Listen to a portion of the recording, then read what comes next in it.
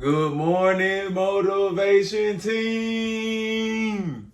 How y'all doing this morning? If you haven't done so already, thank the Lord that you woke up this morning, y'all. Let's thank the Lord that we woke up this morning. Now, go tell your family you love them, go tell them good morning. And don't forget to put a smile on your face today. Be grateful. Thank y'all for the support. I truly am grateful for everything that's going on. We ain't finna talk all morning, you know what I'm saying? I gotta get straight to it. I'm already starting late. So let's go ahead and get straight to it, y'all. You know what I'm saying? So now we got the verse of the day. And today we got 2 Chronicles 15:7. It says, "But as for you, be strong and do not give up, for your work will be rewarded." Now y'all know how this go, y'all know what I'm saying? I'm finna give y'all what I think about it. And I want y'all to tell me what y'all think about it, you know what I'm saying? Whatever your work is out there, I know what my work is. I ain't gotta explain it. Cause I know what it is. God knows what my work is. And whatever your work is out there, keep going. You're gonna see your reward. You're gonna see your blessings. Just keep going. Do not give up. Now let's get straight into it. Now today it's gonna be real quick. Cause like I said, I'm starting late and circumstances. You know what I'm saying? But we here, and I'm grateful to be here. So let's go ahead and get into it.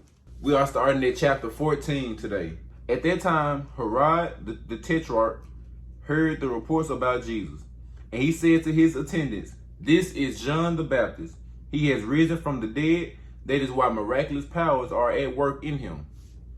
Yeah, Tetrarch means it is a leader of 1 of 4 divisions of a country. Now, Herod had arrested John and bound him and put him in prison because of Herodias. That's his brother's Philip's wife. So Herod is married to his brother's wife. Alright. Now Herod had arrested John and bound him and put him in prison because of Herodias, his brother Philip's wife. For John had been saying to him, "It is not lawful for you to have her." Herod wanted to kill John, but he was afraid of the people because they considered John a prophet. So the reason why he wanted to kill John, because John said something about his marriage. I think Herod did something, y'all. I think Herod did something to his past wife, and now he have a new wife, and someone adding up to John. Herod wanted to kill John, but he was scared of the people because they said John was a prophet. Herod feared people before he feared God. On Herod's birthday, the daughter of Herodias danced for the guests and pleased Herod so much that he promised with an oath to give her whatever she asked. Prompted by her mother, she said, "Give me here on a platter the head of John the Baptist." The king was distressed, but because of his oaths and his dinner guests, he ordered that the request be granted and had John beheaded in the prison. His head was brought in on a platter and given to the girl, who carried it to her mother. John's disciples came and took his body and buried it. Then they went and told Jesus.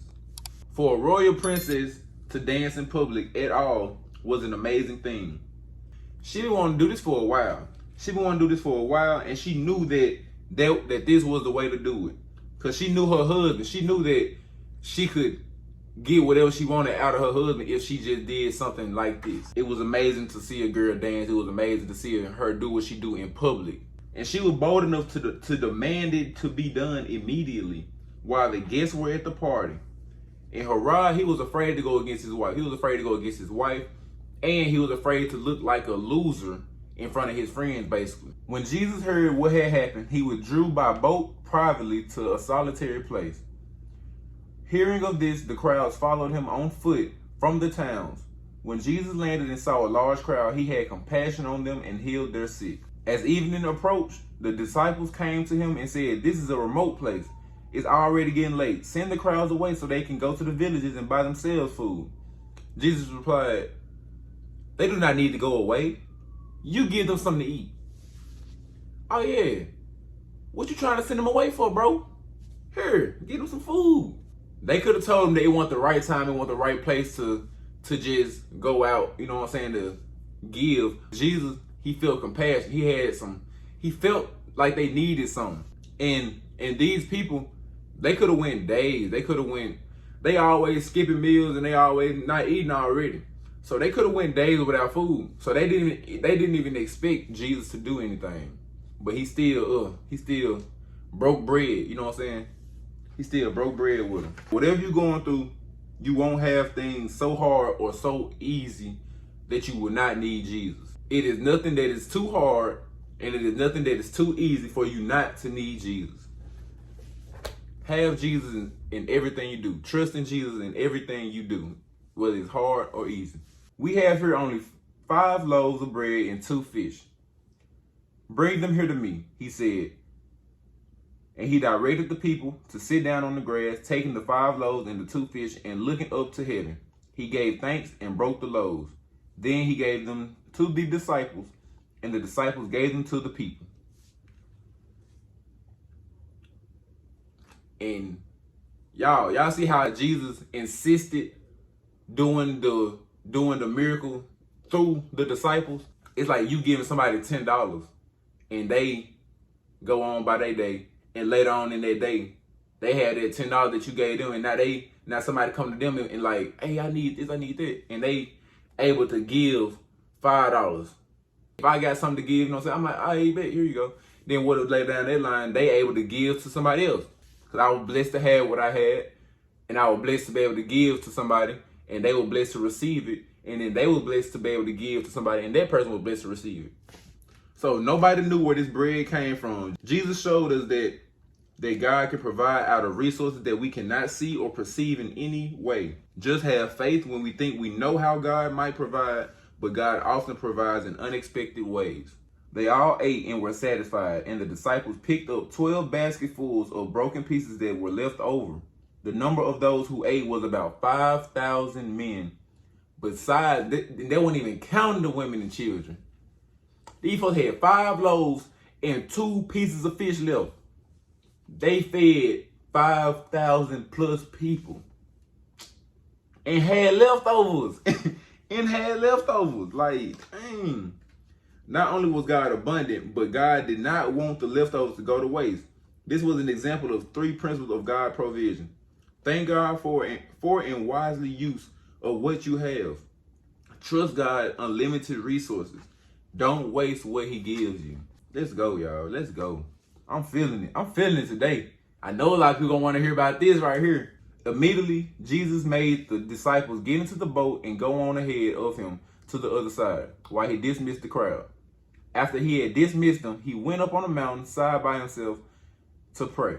Later that night, he was there alone, and the boat was already a considerable distance from land, buffeted by the waves because of the wind was against it. So Jesus, he called the people, he dismissed the people because he didn't want it to be an uproar. He didn't want everybody to come at him worshiping him and making all type of, you know what I'm saying, a big crowd. You know, Jesus don't like the big crowds. So after he fed them, he was like, all right, now it's time to go. You know what I'm saying? I got a lot of leftovers. I know they finna come running at me. So he went to the mountainside to pray. Shortly before dawn, Jesus went out to them, walking on the lake. When the disciples saw him walking on the lake, they were terrified. It's a ghost, they said. They cried out. They scared. But Jesus said, hold on, take courage. It is I, don't be afraid. Jesus, he wasn't trying to scare them. You know what I'm saying? Jesus wasn't trying to scare them. He was just trying to get back to the boat. Just a normal day for Jesus, you know what I'm saying? He's just trying to get back to the boat. Lord, if it's you, Peter replied, tell me to come to you on the water. Jesus said, come. Then Peter got down out of the boat, walked on water, and came towards Jesus. But when he saw the wind, he was afraid and began to sink. Cried out, Lord, save me. Immediately Jesus reached out his hand and called him. You of little faith, he said, why did you doubt? And when they climbed into the boat, the wind died down. Then those who were in the boat worshiped him, saying, truly you are the Son of God. Now, be honest, y'all. Y'all be just like Peter too on it. Because I know I would. I'd be like, hey, I'm finna go walk on water. I'm finna go do what he doing. I would have got my tail out there, and I would have tried to walk in that water too. I can't even blame Peter, you know what I'm saying? But him walking on water showed us something about faith. If we see it, we can believe we can do it too. Because we seeing it. You know what I'm saying? We seeing it. It's just like I hear what's going on. If we see somebody being successful doing something that you know how to do also, you can go be successful doing it too. And be yourself. You gotta be yourself. That's the difference right there in everything. You gotta be yourself, be original. And then, but as soon as that little wind had hit Peter though, as soon as that little wind had hit Peter, he okay, now I'm starting to sink.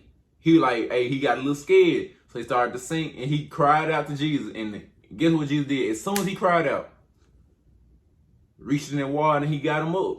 Peter shows us the weakness of little faith. Little faith is often found in places where we might expect great faith. And then Peter, he also shows us strength in little faith. Little faith is true faith. Yeah, you have little faith, but you still got some, you know what I'm saying? Little faith will obey the word of Jesus. Little faith struggles to come to Jesus. Little faith will accomplish great things for a time. Little faith will pray when it is in trouble. Little faith is safe because Jesus is near. Now I'm gonna read this out to y'all. You do believe, and if you believe, why doubt? If faith, why little faith?